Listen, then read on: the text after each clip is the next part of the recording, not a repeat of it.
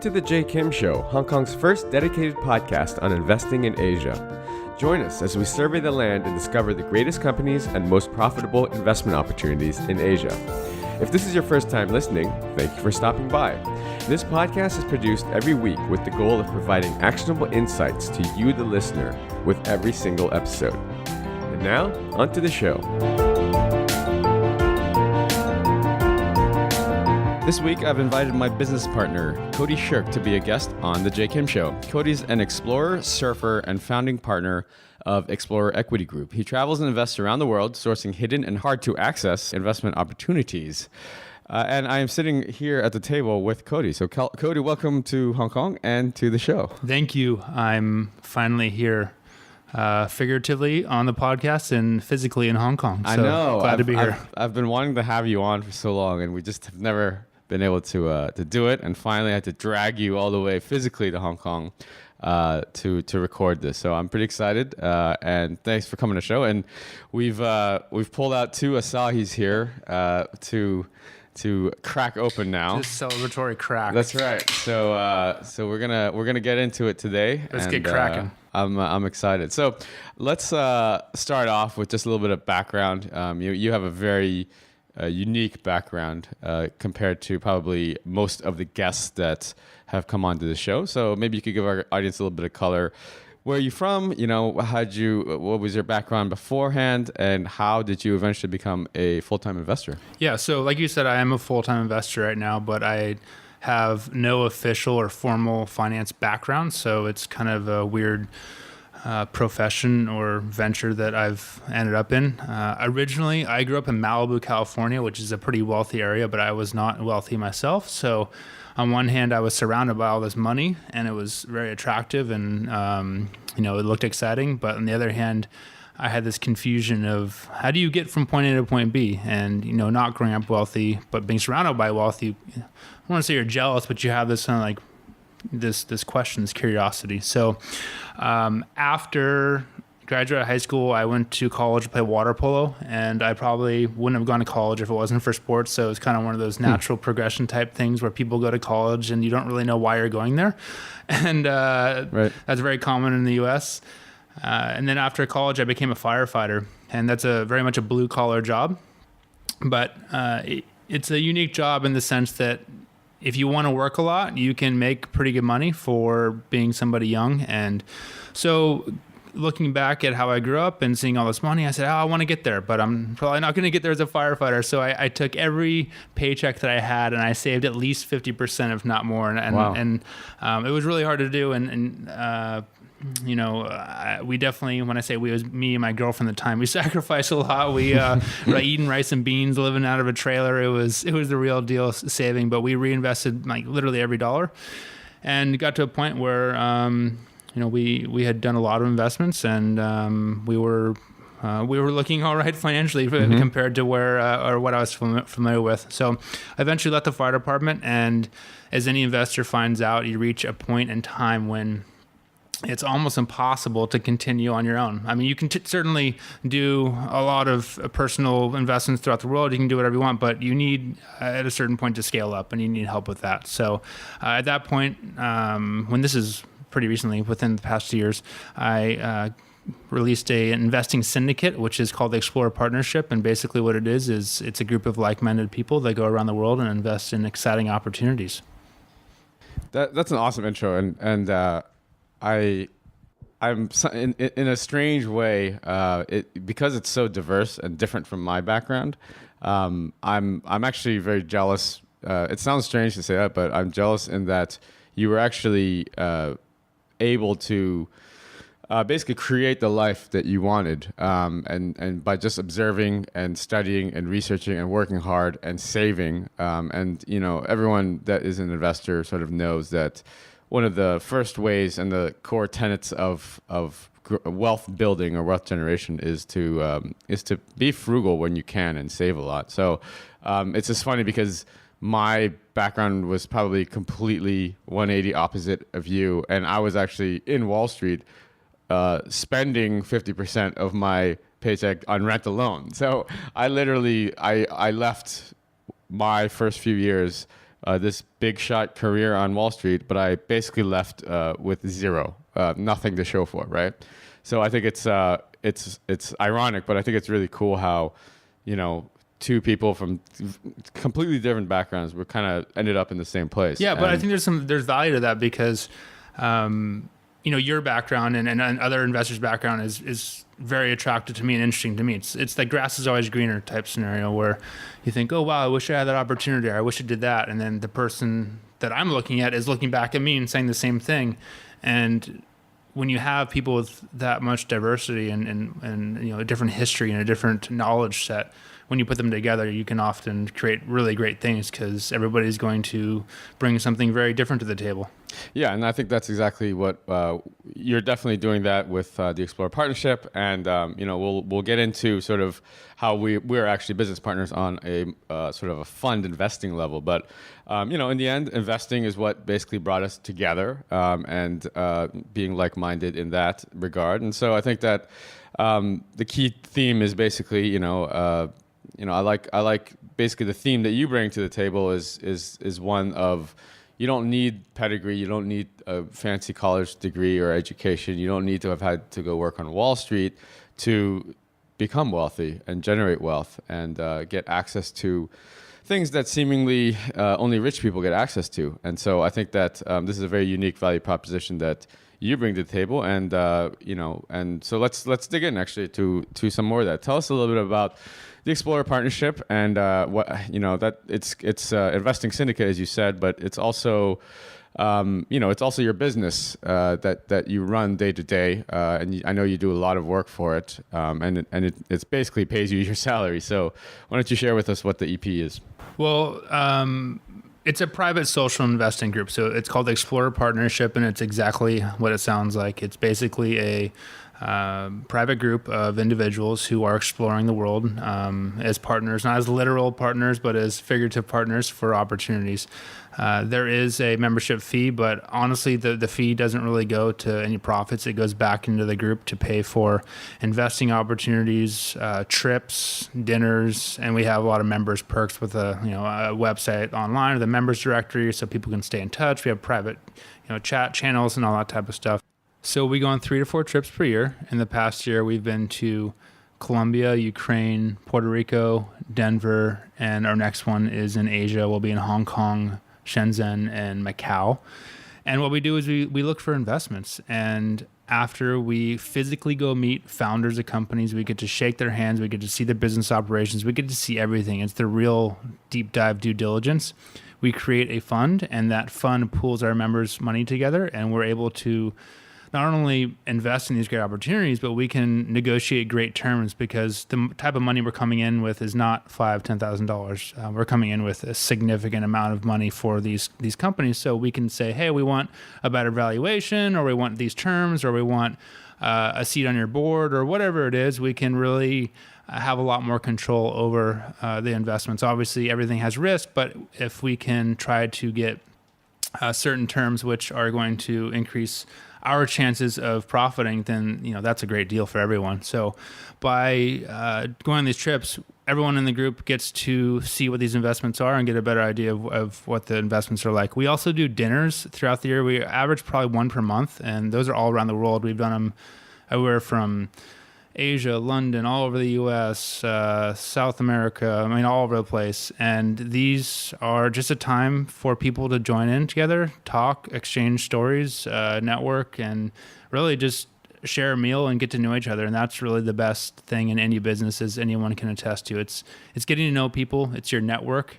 It sounds cheesy. Your network is your net worth, but it's the truth. So it's that quality time that really brings the group together and adds value.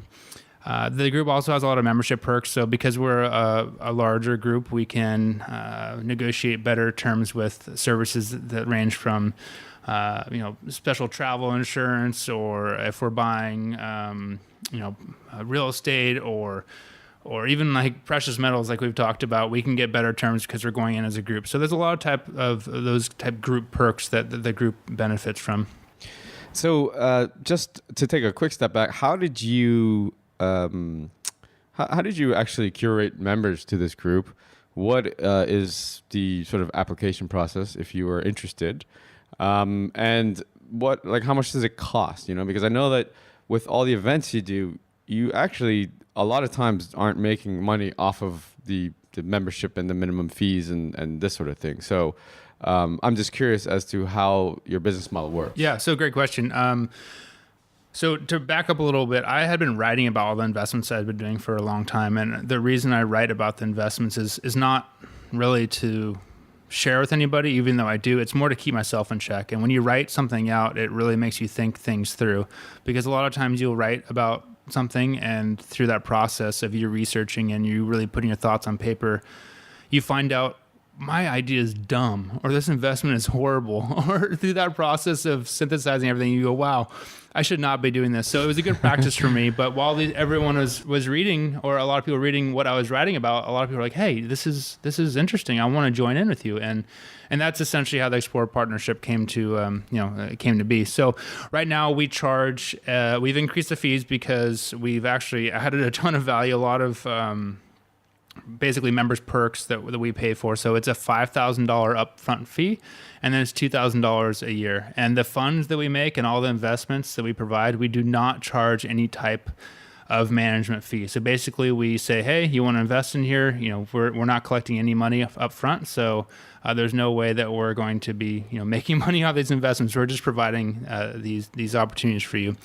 And the membership fees go towards services that we provide. For example, the dinners. We have dinners around the world, and these are really nice dinners, and any member can come for free. And it's just, that's part of the perk. And you could come to every single dinner if you want. You can come to 1, 2, whatever you want. And then the way we do make money is that we charge a 20% carry fee on the funds that we make. And it's worth noting that I personally invest my own money in these funds, and they're at the same exact terms as the members.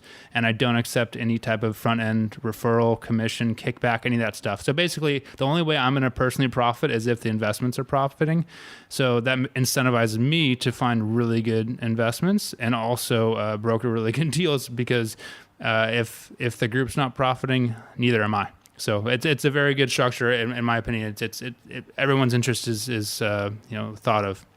And I think that it's we've spoken about fees and the change that we see, that shift in the asset management industry that's happening right now. And as someone that works at a hedge fund that charges 2 and 20, which is a lot of money for sort of a management fee, and it also, in the fund management industry, that will provide overhead for salaries and office space and this sort of thing. But I can definitely see that coming from the other side, if you're just an investor, a lot of times those fees aren't justified. So I think it's the way that it was set up is very fair and unique, and it really, really sort of it's a genuine way of offering a service where basically, yeah, like you said, you don't get paid unless all your investors make money. Our quote management fee, which is that upfront fee, which is what the members pay, which is $2,000 a year, they don't have to invest. So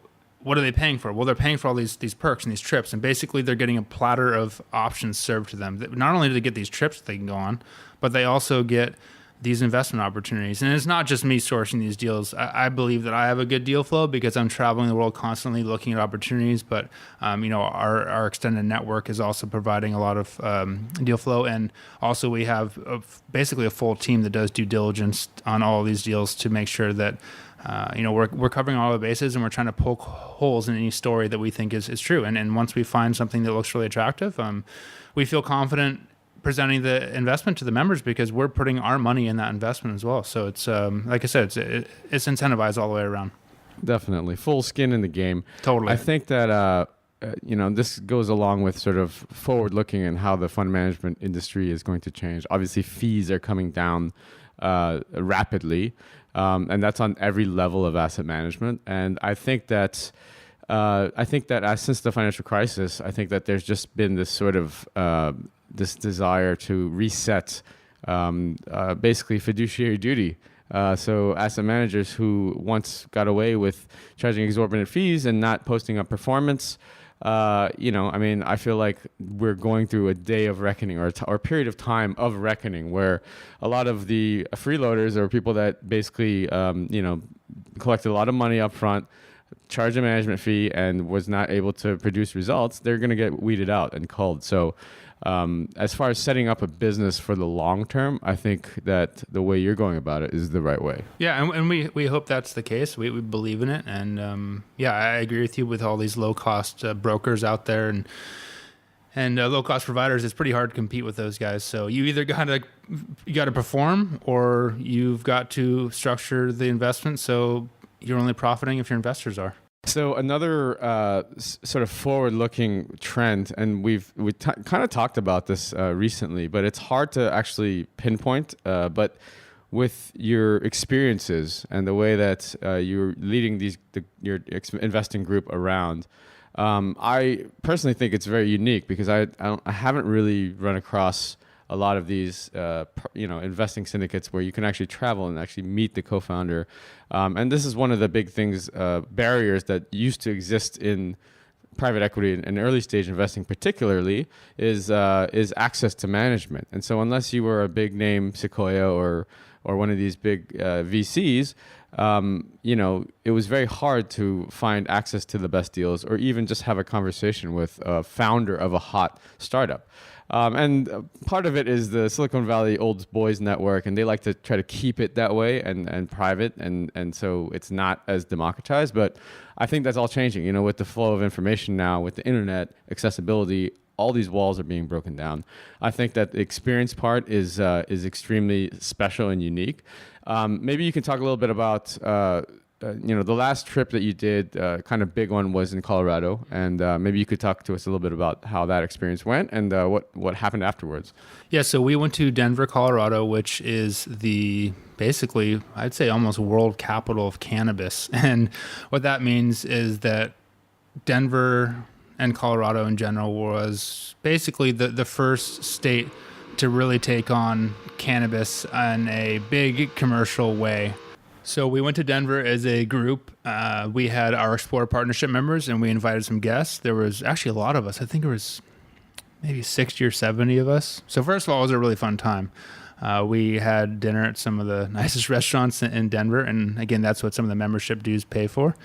And then we went and toured a variety of different cannabis facilities. So we visited an edibles manufacturing facility, a actual grow, a cannabis grow, and then a cannabis basically processing facility. And by visiting these places, the investors got a real understanding of what's going on in the market. And keep in mind, just because we were visiting this place, it's not like we were consuming cannabis. In fact, we didn't. We made a point of it not to, because we wanted to make sure that we understood everything that's going on, and we really looked at it in a real professional way. We shook hands with the CEOs, the operators, and even the lowest, quote, the lowest level employee of these companies. We wanted to know what their job was, what they're doing, what the future is, what their concerns were, everything. And obviously, our company does all the due diligence first, and then we get our investors in there. And if an investor has an issue or something we didn't notice, we want to hear about it. And that's why we go there, to do all these, like I said, deep dive due diligence. Now, from that trip, we ended up investing in 3 companies, and I can't disclose right now, but one of them in particularly, we just had news about going having a big exit next year. So we're looking very forward to that, and the other companies we invested in are also doing very well. So from an investing standpoint, it was and it will be a success. But from an experience standpoint, there's a lot of value for the investors. They got a true understanding of how the market works and where it's going, and we had fun. We had a lot of fun. Yeah, so I think it's again, it's the camaraderie, it's the experience, and it's also it's just learning, and as investors, it's hard to just sit behind the computer and try to figure things out. One of the keys to investing is actually getting different perspectives and being able to have a group, or whether it's a team member or a investment committee or a mentor or just a investing syndicate, a group of friends that you can bounce ideas off of, and you can basically have people challenge your assumptions. And that's the only way that you can basically find an investment thesis and work on it and solidify it and make it a successful investment. So I think it's a very cool group that you have, and it's a great business model. I want to just talk to you a little bit about sort of trends and stuff like that. What you're seeing. You're traveling around the world. You're doing 6 trips a year and all these dinners, and you're meeting a bunch of different opportunities and founders. What areas of growth excite you the most right now? Where are you looking at investing in say this year or in the coming 3 to 5 years? Where should the attention be right now?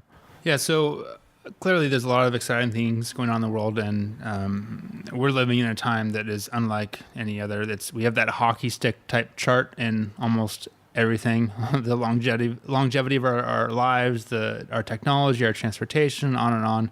And we could dive into any of those, but I'm going to go back to cannabis because I think it's one of the well, first of all, people think of cannabis and they think of a stoner, and they think of somebody who's getting high and abusing it, and it's this kind of dirty industry. And the truth is that that's pretty accurate for what it has been. And that's straight up what it is. The thing is that it's changing. I tell people that a prediction of mine for the cannabis consumer is going to be your middle-aged mom. It's going to be your mom that normally drinks a glass of Chardonnay in the evening, but guess what? Chardonnay is not only fattening, but it gives you a hangover, and it's not easy to hold a wine glass while you're, tucking your kid in at night or whatever it is. So you assume that people that consume cannabis, marijuana, they're getting high and they're getting stoned out of their mind, but that's really not the truth.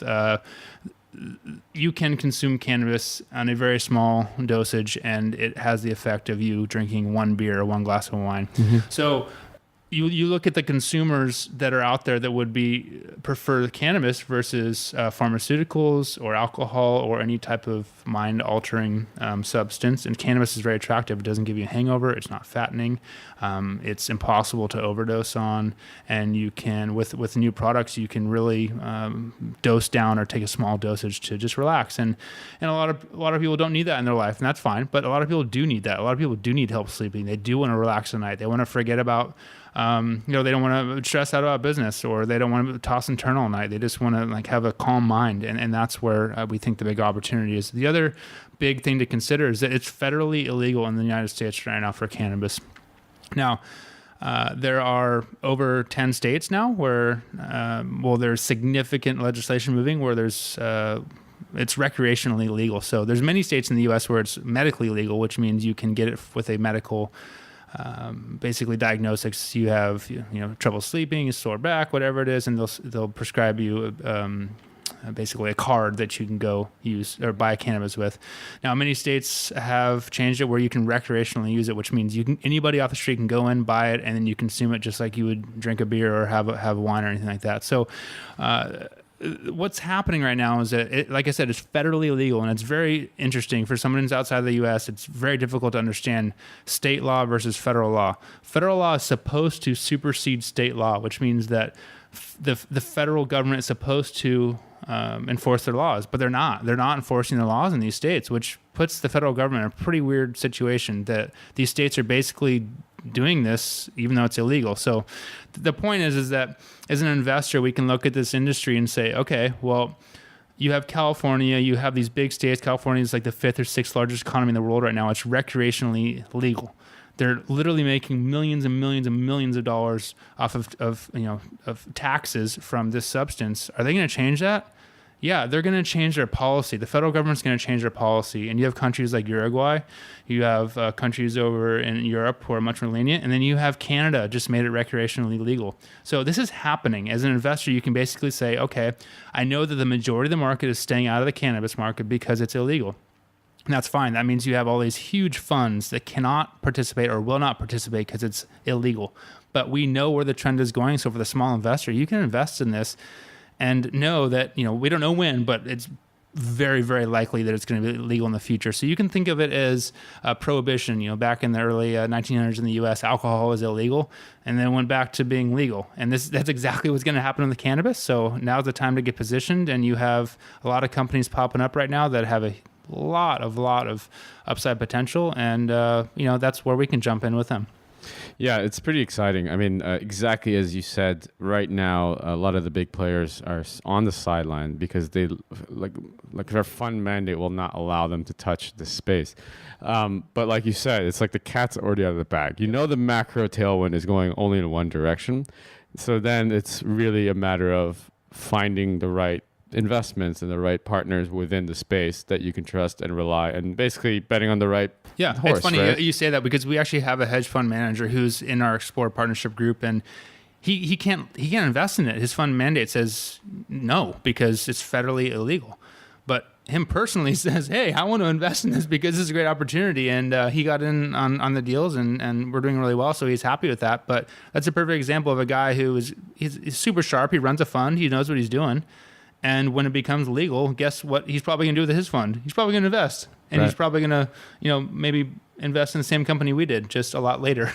Yeah, I think it's definitely it's exciting. I mean, it's right now cannabis and crypto are like the two hot areas, but at least with cannabis you get something like a product or a high or something. And I'm totally pro on crypto. I'm not anti-crypto, but like you said, I mean, cannabis is a proven market. It's literally been around for thousands of years. Right. We know people consume it. We know that it's not like this fad that's going to go away.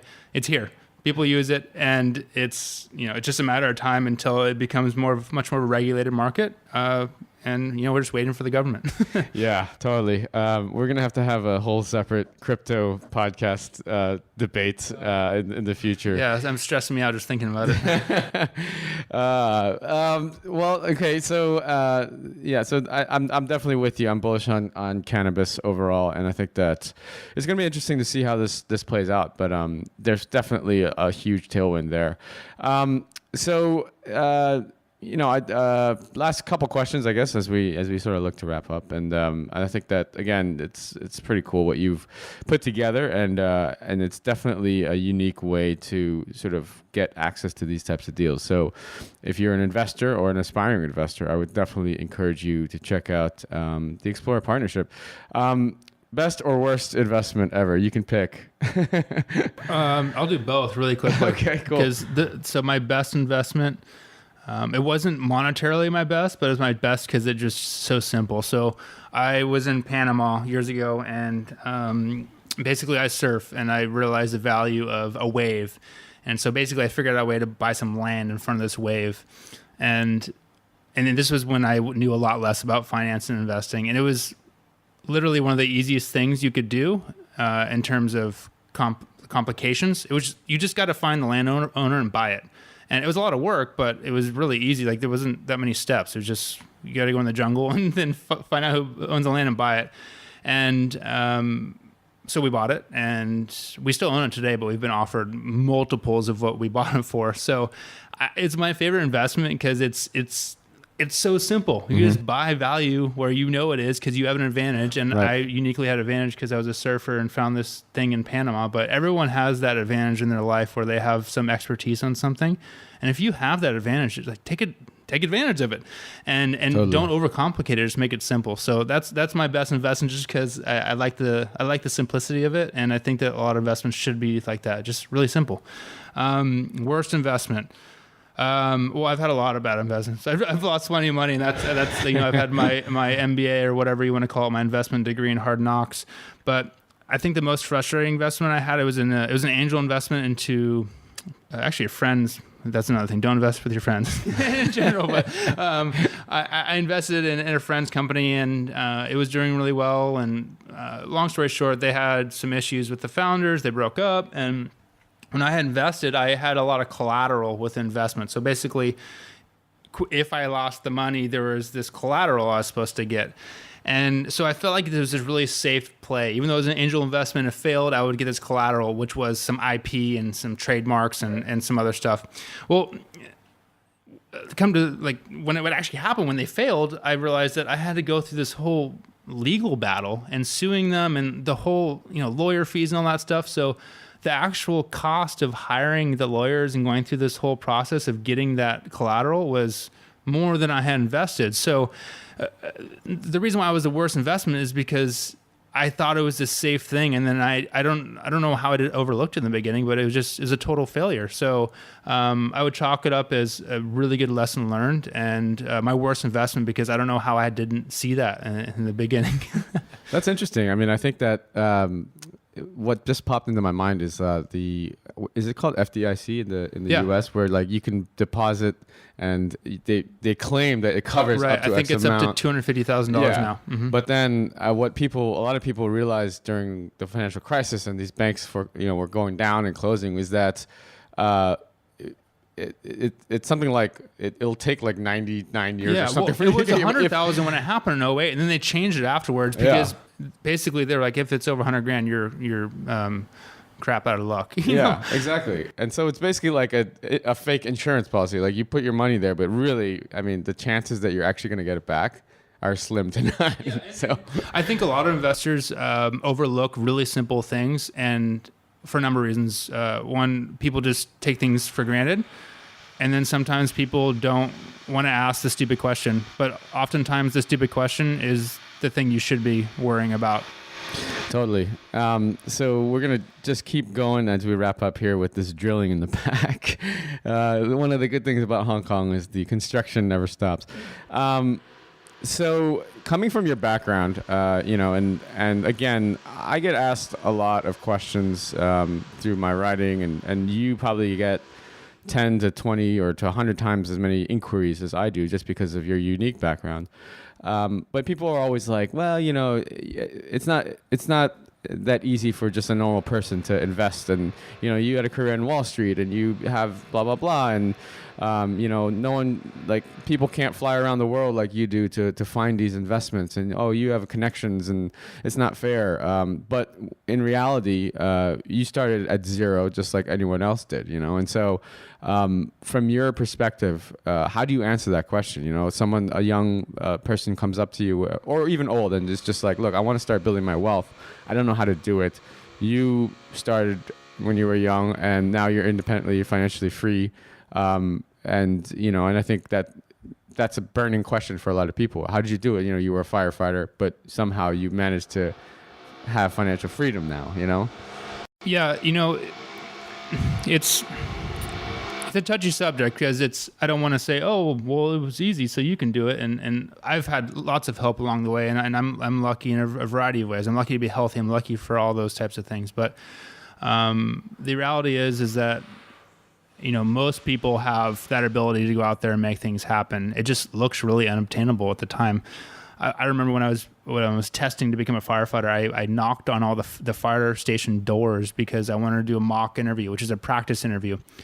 And basically getting hired, that's really the most important thing is this interview process. You got to do this physical part and a mental part and like polygraph and all this stuff. But then it comes down to this interview. So if you smoke the interview, you're going to do well. If you bomb it, you're going to not get hired. So it all matters about that. So anyways, I knocked on all these fire station doors, and I mean, it was a lot. I probably did 20 or 30 of them, and not one fire station said no. I would knock on the door and say, hey, my name's Cody Shirk. I'm testing to be a firefighter, and I would really appreciate some help. Would you mind doing a mock interview with me? It might be an hour or two, and I apologize if I'm interrupting you, but I would really appreciate it.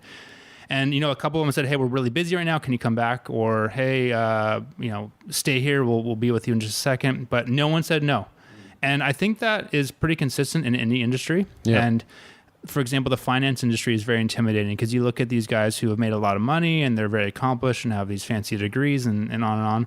But it's human nature to want to help one another. And if you just ask, like, they're going to help you. Most people are going to help you. And so if you have that persistence, and obviously you got to go about the right way, you have to be strategic about it and be polite and all that, you're going to get a lot more help than you think. And so if I could recommend anything, I would just tell people that, first of all, it is possible. Whatever you want to do, it is possible. And second of all, ask for help, and people will help you. The scariest thing is asking, though. And also just be humble and knowing that you don't know. And once you get to that point, it's much easier to ask, and it's much easier to learn for what you're being told from other people. Totally. That's awesome. I mean, that's a great sort of example of how persistence and just really just not worrying about looking and being embarrassed or that sort of thing. You kind of have to have thick skin. But if you want something and you're going to go after it and get it, I would just add to that.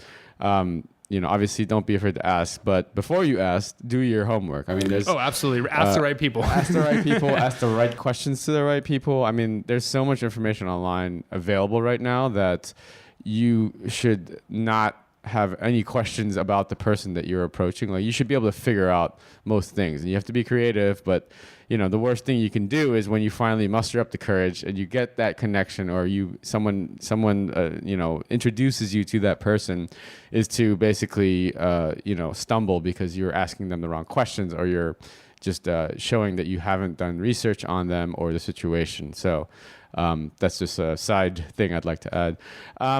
Cool, man. Well, look, it's been great having you on the podcast. I've been wanting to get you on for a long, long time. And I think that we'll probably have you on back relatively soon. I know that you have a couple exciting things coming up that we can't really talk about right now, but I'm sure we'll have a chance to share to the audience when that stuff happens. But in the meantime, where's the best place that people can find you, follow you, or learn a little bit more about the Explorer partnership? So the easiest way is just to go to codyshirk.com. It's my name. And I'm pretty available, meaning you send me a message, I'm going to answer you no matter what. I'll try my best to help out, but I'm really available. Same thing goes with like Twitter, LinkedIn, all that stuff. It's just my name, Cody Shirk. You can find me. As far as the Explorer Partnership, you can go to the explorerpartnership.com, and there's information there, and you can check out what's going on. And we would love to, invite and welcome any interested new members. That's awesome. And just real quickly, what are the remaining trips for the year that you had for your partnership? Great question. So we're going to be in China, and that's in a couple weeks. And then later in the year, we're going to be in Toronto, Boston, New York, Las Vegas, and then we have London. I mean, we got everything planned out. So we have dinners all over the place, and we've got some trips planned out. So it's highly likely that we'll be in a city near you. Yeah, definitely. You have the whole itinerary set up. So I would encourage, just personally, I would encourage all my listeners, because I know that the stuff that Cody writes about is very much in line with sort of my thinking and my investment analysis. So he writes a free, basically, blog newsletter that you can sign up for at codyshirk.com. Yep, totally free, no catches. And it's awesome. It really is. Like, every week he just talks about really interesting investments or asymmetrical trades. So highly encourage you guys to do it. Cody, thanks again for the time and the beer, and look forward to having you back on soon. Thank you. Let's have another one. All right. See ya. Take care.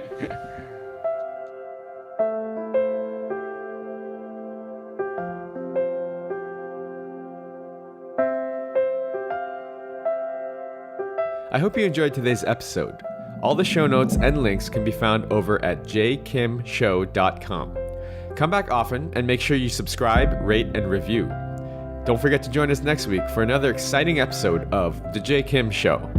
I'd love to hear your comments. You can find me on Twitter at jkimmer, JAYKIMMER. See you guys next week.